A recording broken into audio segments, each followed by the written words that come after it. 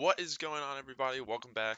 It's your boy, Herpa Derpa, and we're back with more Clash of Clans content. So I'm just getting straight into the first attack. Recently, I've just been really enjoying playing this Zap Lalo, and I just wanted to share some attacks. I've been having some success with it. I'll even times two speed it. Maybe we could see some more attacks. But okay, so I just want to commentate over it because I feel like I could maybe explain it a little bit better. I think times two speed's too fast. I'm gonna zap this scatter, expo, builder hut, and sweeper there.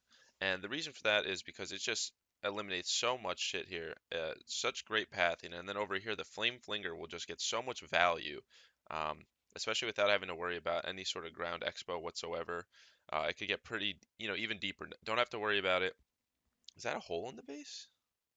Wow, how did I not notice that? I could have pulled the CC out during this attack. But in any case, all we have to do is distract this mortar at some point in order for the Flame Flinger to be able to just take it out without taking any damage.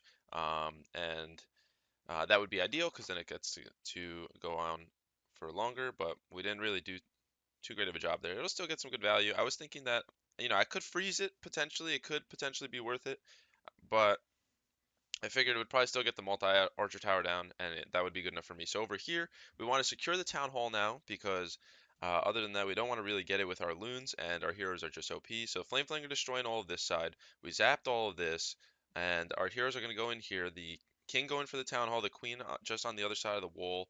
We could potentially break her in further. She could deal with the enemy queen. The king will get through the CC and secure the town hall here. The hero equipment are just beyond OP. So queen here, going to use the ability. Basically one-shot the enemy queen and then just continue charging a little bit. We got the healer puppet and then the damage increase, whatever it is. You could see there. Maybe the invisibility vial, that might be what it's called. So over here, we're just spamming in a bunch of loons with the Lalo. Basically, the what we try to do is try to find like 2 to 3 defenses and just put a few loons down on each of them with the Warden and the RC, and then you wait like 2 seconds and you add a few more loons, and the second hound and the headhunters, and then you just warden ability, and you'll have an invincible lava hound flying through the base to the farther away air defenses, and then you could just sprinkle in more loons like around the side surgically, and then you also have this big loon parade pushing through the core of the base, also invincible with the RC and the warden supporting them and the healing tome and all that stuff, and you could haste them. And if you were in a particular attack like this where the king and queen can get the town hall and you're using a flame flinger and you don't have to waste your rage on a blimp getting the town hall, you could actually use the rage in the loon parade also. So there we go. That's a nice 3-star against a pretty interesting base. All right, so jumping into the second attack here, when you have just any sort of big compartment, the king could really just mess you up. So over here, there's so much stuff there together. I'm able to destroy, what was that? That was an expo, an air defense, I think a giant cannon, a scatter shot, and the defending warden all at once with just the lightnings. And then I have the this nice large open compartment here where my king could basically just one-shot multiple defenses while tanking for my queen, and I could wall break a second time to get even more valuable defenses like this eagle artillery and potentially even this monolith here. Maybe even take down the defending queen, potentially depending where my own queen will path. And I still have my siege machine for the core, and it's just so much value. The king could really just stomp through there, and you know what? Alternatively, I could have left this open. I wanted my queen to kind of get in there to deal with the enemy queen and the monolith just with her ability. But alternatively, I could have probably even wall broken here and had my king keep going. And in some cases, you could even throw the RC in there like that too. So anyways, we're doing exactly what we just described here. We are sprinkling in some loons with the RC and the Warden, with the first Hound, and then we throw the second Hound in there, make it nice and invincible with the Healing and Eternal Tome, and you throw in the Blimp, and then the Blimp here is invincible, obviously. Also, somehow we activate the Defending Invisibility tower, which was fantastic, and our Blimp was spinning around while invincible, so we delayed our Rage, and the invisibility disappeared while our core Loon Parade was invincible, and then you could see here we're just sprinkling in more loons against the last defending air defense. We even hasted through the multi-archer tower here because that was one of the biggest threats for our slow-moving loons. And that's pretty much it for this base. There's no more defenses. Nice 3-star here, just cleaning up. I'm really enjoying the strategy. Okay, third attack here in against Uncivil Serpent. And looking at the space, it is pretty compact. There's a lot of closed off wall sections in the center of this base, which doesn't really matter to our loons, but it is something to consider just in general because of how spaced out the defenses are and also about where our heroes can dive. So, in rewatching this, I would probably maybe prefer to light. I'm gonna spoil. I don't lightning here, but you could lightning this, all of this, these core defenses probably, even the sweeper. And I don't know why I don't do that, but basically what we end up going for here is this multi-archer tower, expo, and scatter shot, as well as the air defense as you're about to see. And the reason I guess we do that is so that the Flame Flinger could get a lot of value over here and even take out the Eagle. So it felt, I guess, almost redundant. Um, we had, if we wanted to use the Flame Flinger at all, we had to get rid of the Expo in some capacity. So you know what? This may have been the better option anyways. I tried to place an archer there just to see if there's a Tesla or something, and also if I could snipe that, but I couldn't. The mortar gets me, and then I tried to drop a baby dragon, and the Teslas are behind, and the flame flinger's over here. I'm going to try to tank for it again, so that my flame flinger doesn't take damage. So a mortar, if you get it like right away, it will take about 3 archers of distracting to make it so that your flame flinger does not get hit once. And here I actually invested an extra goblin, which you'll see will cost me later.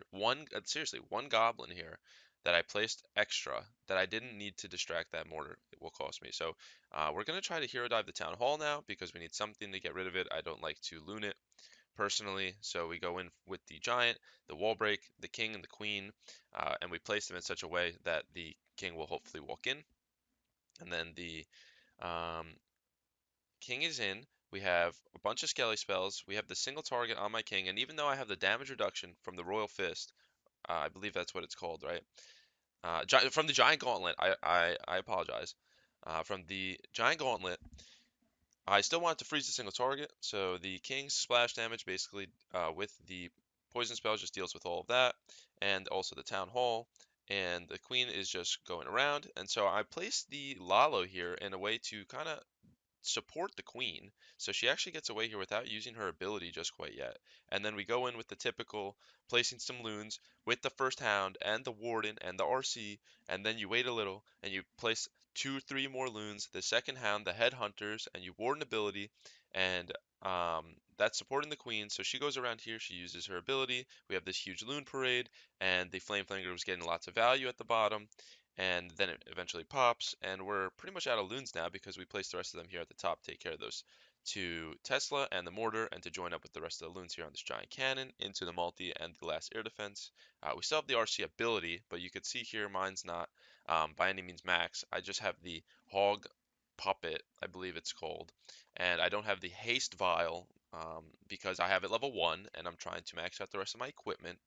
I'm a little behind in that, so all we have to do here is clean up, and I just want to point out that if I had that one goblin I mentioned in the beginning from the flame flinger that I invested too much of, I could have placed it here to take care of this storage and this gold mine ages ago because there were no defenses there for how long now. And instead, we get a 98% time fail. But hey, still a pretty solid plan, pretty good attack.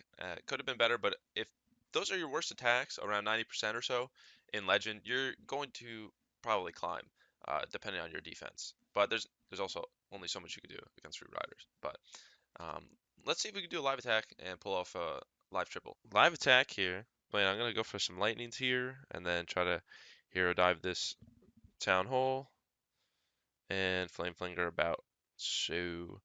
We will lead with the Flame Flinger as per usual. Looks good there. This. Get rid of both spell towers and both multi-archer towers. Not the best design by our friend here. And I don't think I quite tanked for that mortar. So that's unfortunate, but it's pretty much fine.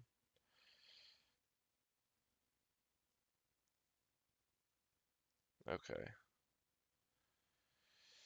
All right. So now we're gonna get in here. They have no spell towers. You like to lead with the king. His there's not a max base obviously, but it will serve its purposes. And we just use the king ability there and some poison, and I'll just headhunt you a little bit. And yeah, we're getting stuck on some CC here. I think we'll be fine. Okay, and then our queen could pop her ability in a second. And now we're just gonna come in through here, and we're gonna just Loon Parade here. Do a little more. And in a second here, we'll use the Warden ability, and then we'll haste right here, and we'll just sprinkle in some more loons. And we could actually rage this and freeze here because we didn't need it anywhere else. And we could just drop this here to tank that. This guy, and I think we're in a decent spot. Okay. Defending king, defending multi-inferno. I could have, guess froze that better.